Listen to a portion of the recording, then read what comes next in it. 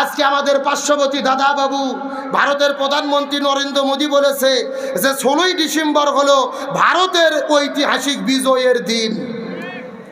বাংলাদেশের হাজারো লক্ষ মানুষ জীবন দিয়ে বিজয় অর্জন করলো, ছাত্র জনতা কৃষকরা জীবন দিল, আর নরেন্দ্র মোদী বলতেছে 16ই ডিসেম্বর নাকি ভারতের বিজয়ের দিন, ঐতিহাসিক বিজয়ের দিন। বাংলাদেশের তথাকথিত সুশীলদেরকে বলতে চাই, কোথায় আপনারা নাকে কুলুপ দিয়ে বসে আছেন? কেন কথা বলেন না? কেন প্রতিবাদ করেন না? আমার দেশের বিজয়কে ভারত নিজেদের বিজয় বলে, এরপরেও যারা চুপ থাকে মনে করতে হবে এরা ভারতের পাঁচাটা গোলাম, এরাই হলো ভারতের দালাল। ডক্টর মোহাম্মদ ইউনূস সরকারকে বলতে চাই, আপনাকে কঠিন প্রতিবাদ করতে হবে। নরেন্দ্র মোদী বাংলাদেশের বিজয়কে কেন নিজেদের বিজয় বলল, এর জবাব তাকে দিতে হবে। আমাদের বিজয় ওরা দাবি করছে, জনগণ তো বলতেছে বিধি তুমি বলে দাও, একটি বাংলাদেশের বিজয় দিবস, দুইটি দেশের দাবিদার। আসলে বিজয় দিবস কার? অবশ্যই এর পেছনে কারণ আছে। 16 ডিসেম্বর যখন পাকিস্তান হানাদার বাহিনী আত্মসমর্পণ করেছিল, তারা আমাদের জেনারেল এজি ওসমানীর কাছে আত্মসমর্পণ করেনি, তারা ভারতের সেনাপ্রধান ওই জগজিৎ সিং অরোরার কাছে আত্মসমর্পণ করেছে। ইতিহাস আমাদের ভুলে গেলে চলবে না, কিন্তু আমরা পরিষ্কার করে বলি 16 ডিসেম্বর আমরা বিজয় লাভ করেছি, স্বাধীনতা পেয়েছি, স্বাধীনতার ফল পাইনি। তারা আমাদের সাহায্য করে স্বাধীনতা দিয়েছে, কিন্তু ইতিমধ্যে 54 বছর আমাদের ধর্ষণ করছে। কথা কর না গা, তারা স্বাধীনতা পাইছি, ফল পাইনি, আর 24-এর স্বাধীনতার মাধ্যমে আমরা স্বাধীনতার প্রকৃত ফল আমরা ভোগ করতে পারতেছি। সুতরাং আমরা বলতে চাই, জামায়াত ইসলাম, ইসলামী দল, মুসলিম লীগ সহ সেই সময় তারা এটাই বলেছিল, আমরা অবশ্যই স্বাধীন হতে চাই, তবে ভারতের সহযোগিতায় না। ওরা স্বাধীন করলে আমাদের অঙ্গরাজ্য বানাবে, করেছেও তাই। আমাদের অঙ্গরাজ্যের মতো শাসন আর শোষণ করেছে, নতুন করে আমরা স্বাধীন হলাম। ইসলামী দলেরা যেটা 50 বছর আগে বোঝে, অন্য দলকে বুঝতে গেলে আরো 50 বছর লাগে। কথা কর না গা। সুতরাং রসুলের সিরাতের শিক্ষা, যিনি মসজিদের ইমাম হবে তাদেরকেই সমাজের ইমাম হতে। আমার যে বন্ধুগণ মুসলমান ভাইরা, গভীর মনোযোগ লক্ষ্য করুন। কোনো দিকে নজর নাই, কোনো দিকে তাকাতাকি নাই। কোরআন হাদিসের আলোকে চুম্বক কিছু কথা বলার পরে বিদায় নিয়ে চলে যাওয়ার চেষ্টা করব। আমার নবী বিদায় হজের দিনে 100 লক্ষ সাহাবীদের সামনে কত চমৎকার করে বলেন, তারাকতু ফীকুম আমরাইন লান তাদিল্লু মা তামাসসাকতুম বিহিমা কিতাবাল্লাহি ওয়া সুন্নাতা রাসূলি। রাসূল বলে, সাহাবীরা মনোযোগ দিয়ে শুনে নাও, কিয়ামত পর্যন্ত যদি তোমরা শান্তি পেতে চাও আর মুক্তি পেতে চাও, আমি তোমাদের জন্য 2টা জিনিস রেখে যাচ্ছি। এই 2টা জিনিস যদি আঁকড়ে ধরতে পারো, কখনোই তোমরা পথভ্রষ্ট হবা না। 1 নাম্বার কিতাব আল্লাহ, আল্লাহর কিতাব কোরআন, আর 2 নাম্বার সুন্নাত রাসূলি, রাসূলের সুন্নাত হলো হাদিস। তার মানে বোঝা গেল, আপনার মুসলমান, আমরা যদি শান্তি এবং মুক্তি পেতে চাই, কোরআন সুন্নাহ আঁকড়ে ধরা ছাড়া কোনো উপায়। গভীর মনোযোগ লক্ষ্য করে বোঝার চেষ্টা করেন। আমার নবী যে এই জমিনের ভেতরে শান্তি প্রতিষ্ঠা করার জন্য 17 বছর বয়সের ভেতরে আমাদের নবী একটা দল গঠন করেছিলেন, যে দলের নাম হলো হিলফুল ফুজুল। কি নাম বললাম? কথাগুলো ভালো করে মাথার মধ্যে ঢোকানোর চেষ্টা করেন। নবী 17 বছর বয়সের ভেতরে হিলফুল ফুজুল নামক দলটা গঠন করার পরে 17 বছর থেকে শুরু করে 40 বছর পর্যন্ত নবী 23 বছর ধরে এই জমিনের মধ্যে শান্তি কায়েমের জন্য চেষ্টা করেছে। কিন্তু দুর্ভাগ্যজনক ব্যাপার হলো, নবী 23 বছর ধরে চেষ্টা করার পরেও এই জমিনের ভেতরে শান্তি কায়েম করতে পারলো। আপনার মুসলমান গভীর মনোযোগ লক্ষ্য করুন। নবীজি 23 বছর ধরে চেষ্টা করেছে, কিন্তু জমিনের ভেতরে শান্তি কায়েম করতে পারলো না। কিন্তু নবীজির বয়স যখন 40 বছর হয়ে গেল, আল্লাহ নবীজির উপরে কোরআন নাজিল করলেন। নবীজি যখন কোরআনের দাওয়াত দেওয়া শুরু করলো, এই কোরআন যখন জমিনে বাস্তবায়ন হয়ে গেল, তখন শান্তি প্রতিষ্ঠা হয়ে গেল। নবীজির জীবনটাকে 2 ভাগে ভাগ করার চেষ্টা করেন। নবুয়ত পাওয়ার আগে 23 বছর আর নবুয়ত পাওয়ার পরে 23 বছর। আগের 23 বছর নবী চেষ্টা করেছে, কিন্তু জমিনের ভেতরে শান্তি কায়েম করতে পারে নাই। কিন্তু পরে 23 বছরে নবী কেন শান্তি কায়েম করতে পারলো? এর পেছনে কারণ হলো আগের 23 বছরের ভেতরে নবীজির কাছে দল ছিল, কিন্তু নবীজির দলের সংবিধান আল্লাহর কোরআন ছিল না। এ কথা কি বোঝা যায়? ভালো করে বোঝেন। আপনার আমার মতো 2 জায়গার ছুটকে ফটকে হুজুর না, এলাকার তেল তেলা গয়ান্দার নেতা না, স্বয়ং বিশ্বনবী তার দলের দ্বারা 23 বছর ধরে এই জমিনে শান্তি কায়েমের চেষ্টা করেছে, কিন্তু নবীজি শান্তি কায়েম করতে পারে নাই। কিন্তু 40 বছরে যখন নবীর ওপরে কোরআন নাজিল হলো, নবী কোরআনের দাওয়াত দেওয়া শুরু করলেন, তখন জমিনে শান্তি প্রতিষ্ঠা হয়ে গেল। তার মানে বোঝা গেল আগে 23 বছর নবী তার দলের দ্বারা কাজ করলেন, শান্তি প্রতিষ্ঠা করতে পারল না। তার কারণ হলো তখন নবীর ওই দলের সংবিধান আল্লাহর কোরআন ছিল না। তার মানে কোরআন তখন নাজিলই হয় নাই। কিন্তু 40 বছরে যখন কোরআন নাজিল হলো, নবী কোরআনের দাওয়াত দেওয়া শুরু করলেন, এই কোরআন যখন জমিনে বাস্তবায়ন হলো, তখন জমিনে শান্তি প্রতিষ্ঠা হয়ে গেল। এখান থেকে বোঝা গেল এ পাবনার মুসলমান, এই বাংলাদেশের ভেতরে যতগুলো রাজনৈতিক দল আছে বর্তমানে শান্তি কায়েমের জিকির করতেছে, ওই সমস্ত দলের দ্বারা এই জমিনে শান্তি কায়েম সম্ভব হবে না, যেই দলেরা আল্লাহর কোরআনের সংবিধান দিয়ে পরিচালিত হয় না। কথা কি ক্লিয়ার না ভেজাল আছে? কেরে ভাই, যেই দল নিজেরাই কোরআন দিয়ে চলে না, ওদের নিজেদের মধ্যে তো 1.5 বছরে নিজেরা মারামারি করে 170 জন কুপকাত, কথা কর না গা।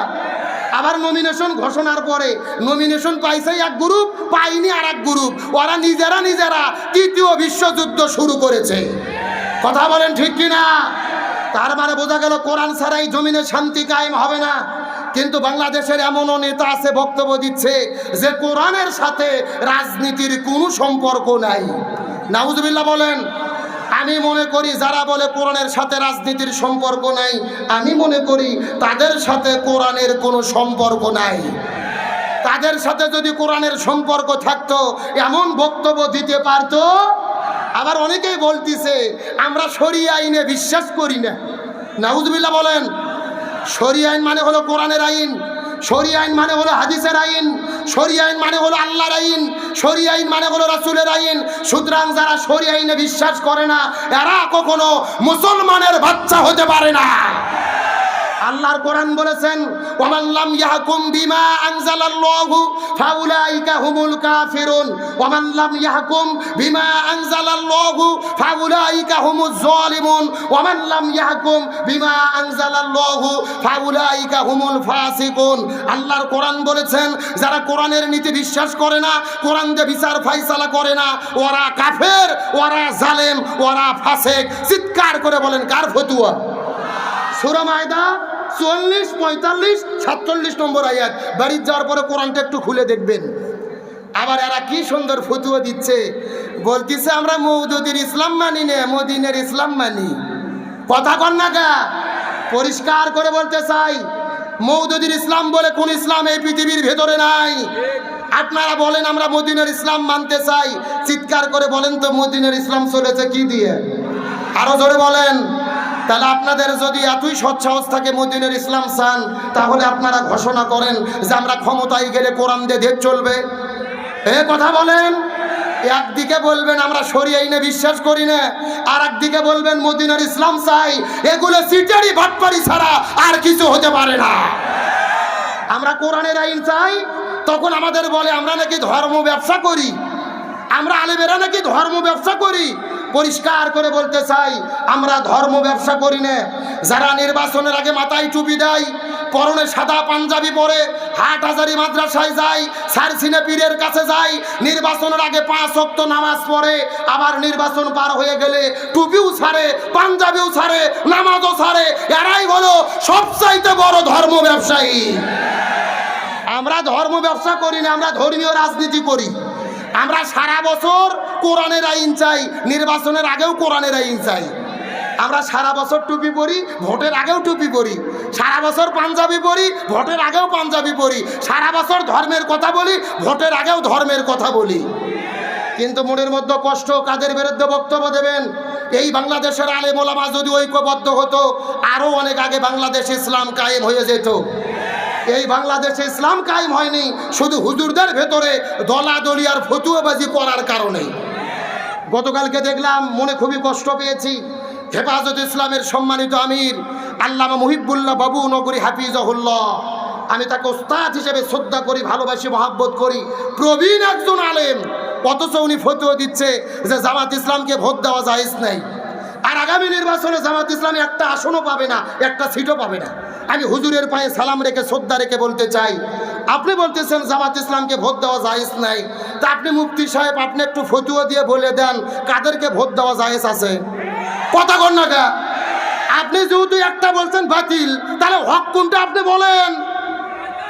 একদিকে বলবেন আপনি জায়েজ নাই, আকীদা খারাপ, আবার ওই দলের হেফাজত, আপনার ওই জমিয়তের নেতা জোনায়েত আল হাবিব আর মনির হোসেন কাশেমি কিছু বড় বড় মুফতি মাথায় টুপি দিয়ে কয়েকটা সিট পাওয়ার জন্য, উচ্ছিষ্ট ভোগের জন্য তলে তলে এমন দলের সাথে আপনারা সংযোগ করতেছেন যাদের ইমানও নাই, আকীদাও নাই। এ কথা কন না গা? কেন যারা বলে কোরআনের সাথে রাজনীতির সম্পর্ক নাই, এদের ইমান থাকে, এদের আকীদা থাকে? ওই ইসলামী দল এক হতে গেলে আকীদের প্রশ্ন ওঠে, আবার তলে তলে ওদের সাথে জোট করতে গেলে আকীদের প্রশ্ন ওঠে না। তার মানে বোঝা গেল এগুলো চিটারি, বাটপারি, মুনাফিকি, গাদ্দারি ছাড়া আর কিছু হতে পারে না। এইবার বাংলাদেশের মানুষেরা চাচ্ছে যে বাংলাদেশের ইসলামী দলগুলো একতাবদ্ধ হয়ে যাক, আমরা আলেমদের পক্ষে রায় দেব। কিন্তু এই প্রেক্ষাপটে দাঁড়িয়ে যে আলেমেরা বিভেদ তৈরি করবে, ইসলামী ঐক্যের ভেতরে ফাটল ধরাবে, ইতিহাসে তারা গাদ্দার আর মুনাফিকের খাতায় তাদের নাম লেখা থাকবে। পরিষ্কার করে বলতে চাই, কাদের মধ্যে ভুল নেই, ভুল ত্রুটি সবার ভেতরে আছে। মানুষ হিসেবে আদম আলাইহিস সালাম যদি একটা ভুল না করতো, জান্নাত থেকে পৃথিবীতে আসা লাগতো না। আপনাদের প্রশ্ন করি, এক গিলাস দুধের ভেতরে যদি মশা মাছি পড়ে, আপনারা কি দুধ ফেলে দেন?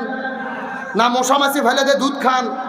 যেই রকম মশামাছি ফেলে দিয়ে দুধ খান, বাংলাদেশে যত ইসলামী দল আছে প্রত্যেকটা ইসলামী দল হলো এক একটা দুধের গিলাসের মতো। যেই রকম মশামাছি ফেলে দিয়ে দুধ খান, একই রকম ছোট ছোট ত্রুটি বিচ্যুতি ভুলে গিয়ে এইবার বাংলার জমিনে বৃহৎ স্বার্থে কোরআন বিজয়ের জন্য আমাদের একতাবদ্ধ হতে হবে। এইবার বাংলাদেশে কোরআন বিজয়ের সূচনা হয়েছে। বিশেষ করে ডাকসু, জাকসু, চাকসু, রাকসু সব জায়গাতে ইসলামপন্থীদের গণজোয়ার শুরু হয়েছে।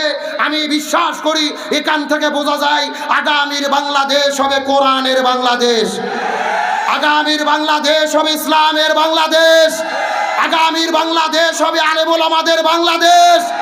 ওই ডাকসুতে সাদিক কায়েমের বিজয়ের মাধ্যমে ইসলামপন্থীদের যে বিজয়ের সূচনা হয়েছে, আগামীতে পার্লামেন্টে কোরআন বিজয়ের মাধ্যমে আমাদের প্রকৃত বিজয় হবে ইনশাআল্লাহ। সেই বিজয় দেখতে কি আমরা রাজি আছি? কারা কারা রাজি? দুটি হাত আল্লাহকে তুলে দেখায়।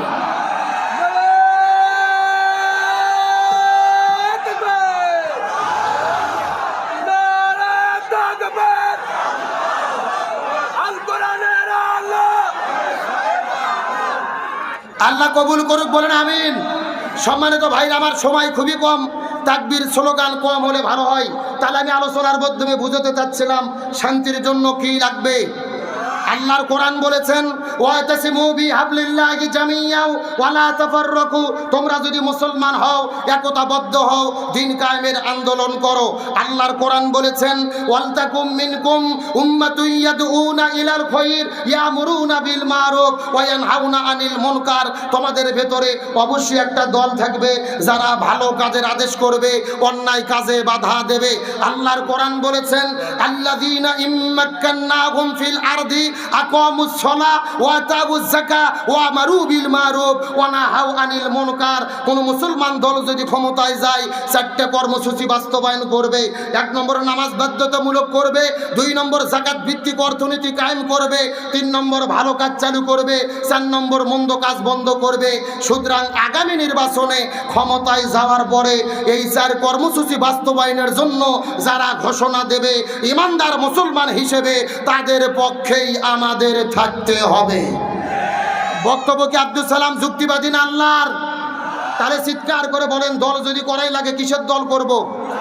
রাজনীতি যদি করাই লাগে কিসের রাজনীতি করব? আল্লাহর কোরআন বলেছেন ওয়ামাইয়াবতাগি গায়রাল ইসলামি দীনান ফালা ইউকবালা মিনহু ওয়া হুয়া ফিল আখিরাতি মিনাল খাসিরিন। আল্লাহর কোরআন বলেছেন কোরআন বাদে যদি কেউ বিয়ে করে ওই বিয়ে আল্লাহর দরবারে কবুল হবে না।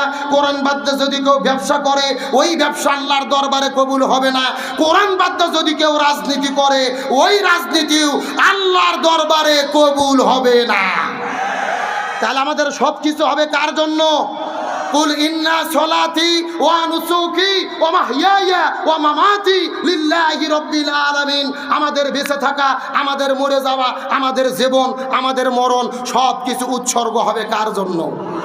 তাহলে চিৎকার করে বলে শান্তির জন্য কি লাগবে? আমার বন্ধুগণ, মুসলমান ভাইরা গভীর মনোযোগ লক্ষ্য করুন। কোনো দিকে নজর নাই, কোনো দিকে তাকাতাকি নাই। কথাগুলো সুন্দর করে ভালো করে বোঝার চেষ্টা করবেন। আল্লাহর কোরআন কত চমৎকার করে বলেন ওয়ামান আরাদা আন যিকরি ফাইন্না লাহু মাঈশাতান দানকা ওয়া নাহশুরুহু ইয়াওমাল কিয়ামাতি আ'মা। সূরা তাহা 16 নম্বর পারার 19 নম্বর পৃষ্ঠার 13 নম্বর লাইন 124 নম্বর আয়াতে কারিমা তাফসীর ইবনে কাসিরের মধ্য থেকে বলতেছি আল্লাহ তাআলা ডাকতে বলে এ পৃথিবীর মানুষেরা, এই জমিনের ভেতরে কোরআন বাদে যারা জীবন পরিচালনা করবে, ব্যক্তি পরিবার সমাজ রাষ্ট্র, এই কোরআন বাদে যারা জীবন পরিচালনা করবে আর শান্তি শান্তির জিকির করতে থাকবে, আল্লাহ বলে আমি তাদের জীবনের ভেতরে কোনো শান্তি রাখবো না, বরং মাঈশাতান দঙ্কা, তাদের জীবনটা শান্তিতে ভরে দেব।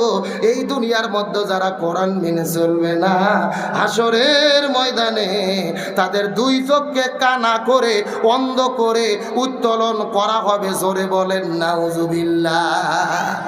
তাহলে এই দুনিয়াতে যারা কোরআন মেনে চলবে না তাদের জীবনটাকে দনকা অশান্তি বানাইয়া দেবে কে? আর হাসরের ময়দানে তাদের দুই চোখকে কানা করে অন্ধ করে কে উঠাবে? তাহলে শান্তির জন্য কি লাগবে? ফামান তাবিয়া হুদায়া ফালা খাউফুন আলাইহিম ওয়ালা হুম ইয়াহজানুন। লক্ষ্য করুন, এই যেখানে আপনারা লিখে দিয়েছেন আব্দুল সালাম যুক্তিবাদী। আমি যুক্তিতে কিছু কথা আপনাদেরকে বুঝাই। মনে করেন যে বাংলাদেশের ঢাকা শহরে বিশাল বড় একটা পানির ট্যাঙ্কি আছে। যারা বলেন কিসের ট্যাঙ্কি? ওই ট্যাঙ্কির মধ্যে থেকে পাইপ দিয়ে দিয়ে বাংলাদেশের 64টা জেলায় পানি সাপ্লাই দেওয়া হয়। কিন্তু ঢাকা শহরে যে পানির ট্যাঙ্কি আছে ওই ট্যাঙ্কির ভেতরে একটা মরা বিড়াল মরে পচে গন্ধ উঠে আছে। আমার কথা বোঝা যায়? এখন একটা পাইপ আস্তে আস্তে আস্তে আস্তে আপনাদের পাবনা শহরেও এসেছে। এখন বলেন তো পাইপ দিয়ে যেই পানি বের হচ্ছে ওই পানি ভালো না গন্ধ? আরো জোরে বলেন। এখন ওই গন্ধওয়ালা পানি বের হওয়ার পরে পাবনা জেলাতে যত বড় বড় হুজুর আছে, ইমাম, মজ্জিন, খতিব, মুফতি, মুহাদ্দিস, ফকি, সব আলেমদেরকে ডেকে বলা হয়েছে এই হুজুরের গোষ্ঠীরা এই যে গন্ধওয়ালা পানি বের হচ্ছে তোমরা ফু দিয়ে দিয়ে পরিষ্কার করো। হবে? কথা বলেন হবে? আচ্ছা, আমাদের পাবনা জেলার হুজুর তো দূরের কথা, কাবা শরীফের ইমামও যদি এসে ফু দেয় পানি পরিষ্কার হবে? আচ্ছা বলেন তো, পানি পরিষ্কার করতে গেলে কি পরিষ্কার করা লাগবে? ওই ঢাকা শহরের ট্যাঙ্কি পরিষ্কার করা লাগবে। এটা কি বুঝতে পেরেছেন? এবার আসল ওয়াজ শোনেন, আসল ওয়াজ। এই বাংলাদেশের শান্তি প্রতিষ্ঠার একটা ট্যাঙ্কি আছে যার নাম হলো সংসদ ভবন। আরো জোরে বলেন। আর ওই সংসদের ভেতর থেকে বাবার আইন, দাদার আইন, চাচার আইন, খালুর আইন, ফুপার আইন, কার্ল মার্ক্সের আইন, লেনিনের আইন, পুতিনের আইন, ধর্মনিরপেক্ষতাবাদ, জাতীয়তাবাদ, সোশ্যালিজম, ক্যাপিটালিজম, মানব রচিত তন্ত্র মন্ত্রকে জুতো এবং ঝাঁটাপিটা করে বিদায় করে যতদিন পর্যন্ত কোরআন পার্লামেন্টে ঢুকাইয়া কোরআন দিয়ে বাংলাদেশ পরিচালিত না হবে ততদিন পর্যন্ত এই জমিনের ভেতরে শান্তি আসতে পারে না, পারে না, পারে না।